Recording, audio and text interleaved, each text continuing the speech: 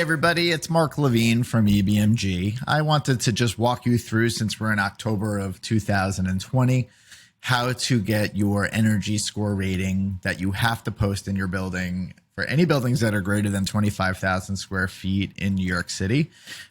You have to do that by the end of October. And if you have filed all the necessary paperwork with the city using the EPA tracker tool, or if you've hired a company to do it and now they're assembling all this information, this is the way that you're going to get it if you have not seen it yet.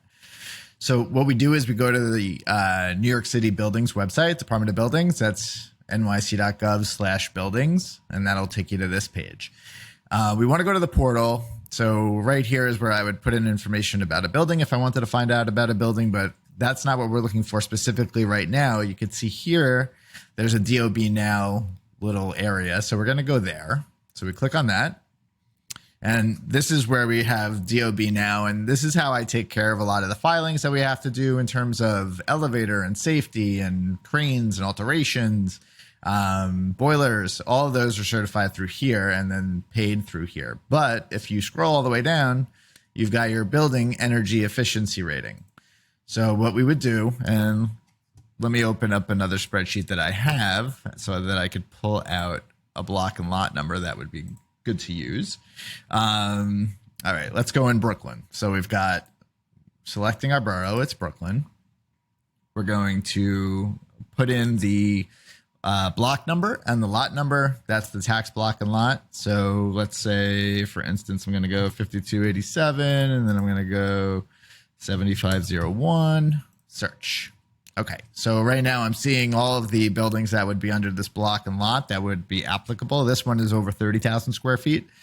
So it is part of that 25,000 square feet and up. So there are kind of two categories for energy benchmarking. One was at the 25,000 square foot, one's at the 50,000 square foot. And the only difference is that between that narrow view of 25 to 50, you don't have to take part of Local Law 87, which is the every 10-year big engineering report, and with retrofitting and all of that. But you do have to file a yearly, the Local Law 133 energy filing, and that also is the same for the bigger buildings. We're doing yearly reports for both, but we're doing only the 10-year report for the buildings that are over 50,000 square feet. And I can imagine that if we go a little bit further in the future, the way that the city is going, that we're going to have a place where maybe 10,000 square feet and more is, part of that process too. So if I wanted to download, I've already downloaded all of my buildings, but I can hit this button. And then what I would do is I would select what type of property. This one's a condo.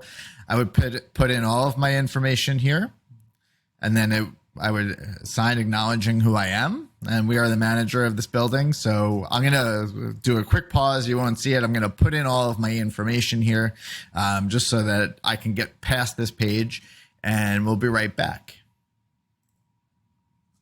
All right, so that was quick for you. I hope that was quick for me. You can see, so I put in my owner information. It's a condo. I put in my information. We're on the multiple dwelling registration. So we have the authority to do that. You can't just go, I would assume, putting in random buildings information, nor would you want it per se. Because I put in my information in my email, what should have happened is that I got an email from the DOB, from Buildings Department, with a link to also download this file. So what I'm going to do is, you can't print off of the website like it's showing now, but what I can do is hit this print to PDF, and it's going to open up in my browser as another PDF, and I'm going to save it. In my company, we keep Dropbox folders of compliance. So I have an energy grade folder, and that's broken down by manager so that they could pull it and post it. You could see that there's different levels. So let's go over it. So you've got the building energy efficiency rating. This building happens to be an A. That's why I chose it. It's got a grade of 85. And you can see here's how we do it. So an A is between 85 and 100. So this building kind of just squeaked past that A rating. B is 70 to 84. C is 55 to 69. And then anything below a 55 or a 54 and under would be considered a D. So the second page is the actual instructions on what to do. We have to place it in a conspicuous location near the public entrances within 30 days after October 1st. as I'm filming this, it's October 6th. So we've got until Halloween to do it, essentially. We have to put it on 8.5 by 11 paper. We should frame it because we don't want people having access to write on it, to take it down. We have a lot of the fire safety plan notices, and we have emergency information in a lot of the buildings where we'll put it either behind a locked cabinet, or we have those 8.5 by 11 actual, the stainless folders that we could put it in, and they could hide behind a little bit of a harder shell. They recommend it in color, or it could be in grayscale.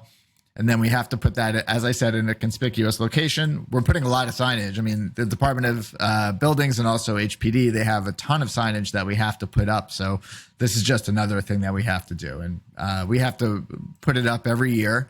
Again, this is just starting in October of 2020 as the first time. As we go through this through the years, we'll be able to save and track and see trends of buildings and their performance. And what's important is it's not like you're going to a restaurant and you see the restaurant rating where you may be sketched out by a B and not go in, but you may have a lot of work. I do have a lot of buildings that are, on the first shot, they're in a D category. So there are some that you're going to see that are a D. It doesn't mean that the building is poorly constructed. It just means that the energy efficiency could be increased. By 2030, we have to take down by 80% a lot of these emissions for the larger buildings. So this is kind of a good framework to see, okay, in the next 8 to 10 years, what do we have to do in order to fix it? Because there will be monetary penalties if we aren't able to be a little bit more energy saving and, the carbon footprint. So these are all things that we're monitoring, and we have all the companies that are looking at it too. So just again, if you want to see your building, or if you're just interested in where you're at, you can go to that public portal on the building's website. Again, what I did, we'll go through it again. Let's go back to buildings. So this is the building's homepage. We go to DOB now, scroll all the way down, and that's your energy efficiency rating place. If you want to send me an email, feel free. I always love answering questions. It's mblevine@ebmg.com. You can see it actually right here in my login.